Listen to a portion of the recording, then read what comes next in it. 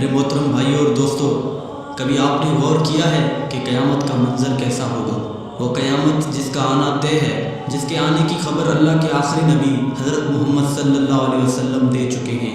کیا آپ نے کبھی غور کیا ہے کہ وہ دن کیسا ہوگا؟ قیامت کی شام کیسی ہوگی؟ آج ہم قرآن و حدیث کی روشنی میں قیامت کا نقشہ کھینچنے کی کوشش کریں گے۔ دعا ہے کہ اللہ ہمیں اس خوفناک دن کی تیاری کرنے کی توفیق دے۔ ایک ایسی ہی عام سی گرم دوپہر ہوگی یا پھر سرد دوپہر ہوگی، پتہ نہیں وہ گرمی کا تپتا ہوا سورج ہوگا یا سردی کا ٹھنڈا کپ کپاتا ہوا سورج ہوگا۔ شام حسب معمول ڈھلے گی اور دن کو الوداع کہے گی۔ دن اور رات حسب معمول یہ کہہ کر جدا ہوں گے کہ کل پھر ملیں گے۔ پرندے گھونسلوں کی طرف حسب دستور لوٹیں گے۔ تاجر اپنی ترتیب پر اپنے گھروں کو لوٹیں گے۔ مائیں بچوں کو گود میں سلا کر بستروں پر دراز ہوں گی۔ تھکے ہارے مزدور اپنے بستروں کو لوٹیں گے۔ بادشاہ اپنے تخت شاہی پر دراز ہوگا۔ وزیر اپنے تخت وزارت پر دراز ہوں گے۔ پولیس والے اپنی چوکیوں پر پہرا دیتے دیتے یہ سوچ کر اونگ رہے ہوں گے کہ کب صبح ہوگی اور میری ڈیوٹی تبدیل ہوگی اور دوسرا حوالدار آ کے ڈیوٹی دے گا۔ رات کو کسی گھر میں مہندی لگ رہی ہوگی کہ صبح بارات آنی ہے، اور کسی گھر میں بارات آ چکی ہوگی اور اگلی صبح ولیمہ ہوگا۔ کہیں پہ رات کو دکان مکمل ہوئی ہوگی اور صبح کو دکان کا افتتاح ہونا ہوگا۔ کسی کا رات کو گھر مکمل ہوا ہوگا اور صبح نئے گھر میں منتقل ہونا ہوگا۔ یہ ساری حسب معمول کی وہ باتیں ہیں جو آج کے دن بھی کسی نہ کسی جگہ ہو رہی ہوں گی، اور قیامت سے پہلے کی شام بھی بالکل عام سی شام ہوگی۔ ایسی ہی ایک شام آئے گی، ہولے ہولے اور دھیرے دھیرے آئے گی اور پھر سارے عالم پہ چھا جائے گی۔ پھر سورج اسی طرح حسب دستور اپنے چہرے سے نقاب ہٹائے گا اور عالم سے اندھیرے کو جدا کر دے گا۔ کوے آنکھیں کھولیں گے، مرغے اذان دیں گے، بلبل کا نغمہ ہوگا، کوئل کی کوکو ہوگی، چڑیوں کی چہچہاہٹ ہوگی، جھرنے اسی طرح اپنے پانی کے ساتھ بہہ رہے ہوں گے، دریاؤں میں طغیانی حسب دستور ہوگی، سمندر میں موجوں کی اٹکیلیاں حسب دستور ہوں گی، سبزی لینے والے صبح صبح سبزی منڈی کو جا رہے ہوں گے اور کام کاج والے گاڑیوں کے اڈے کی طرف جا رہے ہوں گے۔ ڈرائیور اپنی گاڑیاں ٹھیک کر رہے ہوں گے، مائیں بچوں کو اسکول کے لیے تیار کر رہی ہوں گی، کوئی مکھن کا پیڑا نکال رہی ہوگی تو کوئی ڈبل روٹی پہ مکھن لگا رہی ہوگی اور کوئی پراٹھا توے پہ ڈالنے جا رہی ہوگی۔ حالی نے ہل کھیت میں ڈال دیا ہے، دکاندار نے دکان کھول لی ہے۔ گاہک نے آ کے قدم رکھا تو دکاندار نے مرحبا کہا۔ 10 میٹر کپڑا طے پایا، اس نے کپڑا ناپا اور کاٹنے کے لیے کینچی ڈالی۔ ادھر دکاندار کینچی چلا رہا ہے، ادھر گاہک پیسے گن رہا ہے، اور ادھر کاشتکار کا ہاتھ ہوا میں بلند بیج بکھیرنے کو ہے۔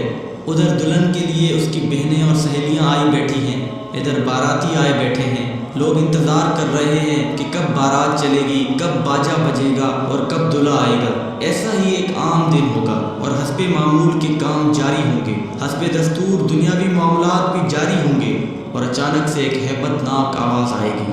وہ آواز اتنی خوفناک ہوگی کہ اس آواز کو سن کر دکاندار کے ہاتھ سے کینچی گر جائے گی، گاہک کے ہاتھ سے پیسے گر جائیں گے، کاشتکار کے ہاتھ سے بیج گر جائے گا، دلہن کے گجرے ٹوٹ جائیں گے، مہندیاں گر جائیں گی، دلہن اپنی جان بچا کے بھاگے گی، دولہے کو اپنی بارات اور اپنی دلہن تک یاد نہ ہوگی، لڑکی والوں کو مہندی اور زیورات میں سجی ہوئی اپنی بیٹی یاد نہ ہوگی تو لڑکے والوں کو گھوڑے پہ چڑھتا ہوا دولہا بھول جائے گا، مراسیوں کو اپنے ڈھول بھول جائیں گے، سیاست دانوں کو اپنی سیاست یاد نہ ہوگی، حوالدار کو اپنا پہرا بھول جائے گا۔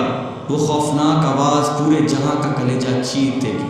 انسان کا کلیجہ تو ہے ہی چھوٹا سا، قرآن کے مطابق وہ آواز اتنی ہیبت ناک ہوگی کہ اس آواز کو سن کر زمین و آسمان کے کلیجے پھٹ جائیں گے، پہاڑوں کے بہتے ہوئے چشمے خشک ہو جائیں گے، ماؤں کے ہاتھوں سے وہ نوالے گر جائیں گے جو وہ اپنے بچوں کو کھلا رہی ہوں گی۔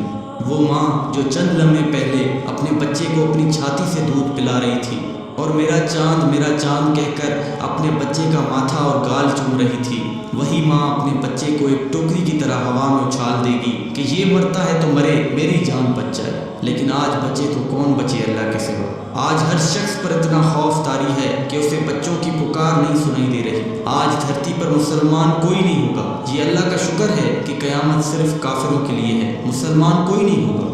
اس دن انسان اپنے ہاتھوں سے بنے ہوئے گھروں کو گرتا دیکھے گا، سنگ مرمر کی اینٹوں کو ادھڑتا دیکھے گا، اپنے تخت کے پرزے پرزے ہوتا دیکھے گا، اپنے اسلحے کو بکھرتا دیکھے گا، اپنی طاقت کو ٹوٹتا دیکھے گا، اپنے جسم کو ساتھ چھوڑتا دیکھے گا۔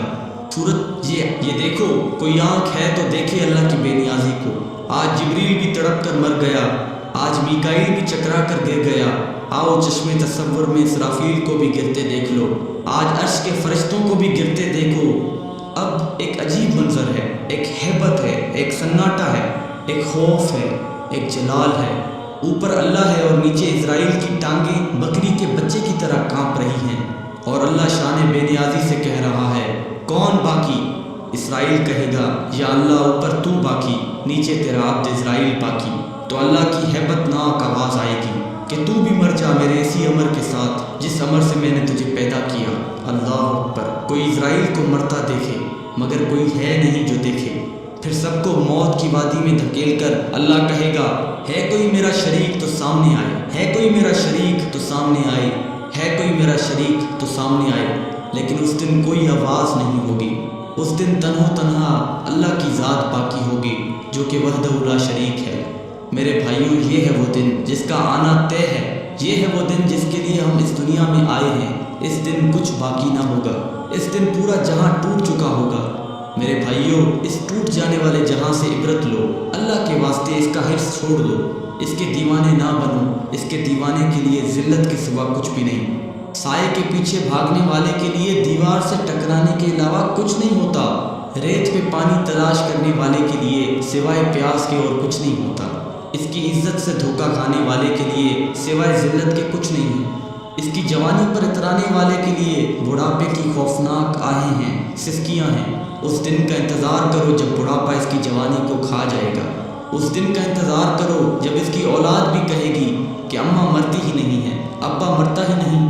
دعا کرو اللہ والد صاحب کے لیے آسانی پیدا کرتے، یعنی دوسرے لفظوں میں موت دیتے۔ جگہ جی لگانے کی دنیا نہیں ہے، یہ عبرت کی جہاں ہے، تماشا نہیں ہے۔ جہاں میں ہیں عبرت کے ہر سو نمونے، مگر تجھ کو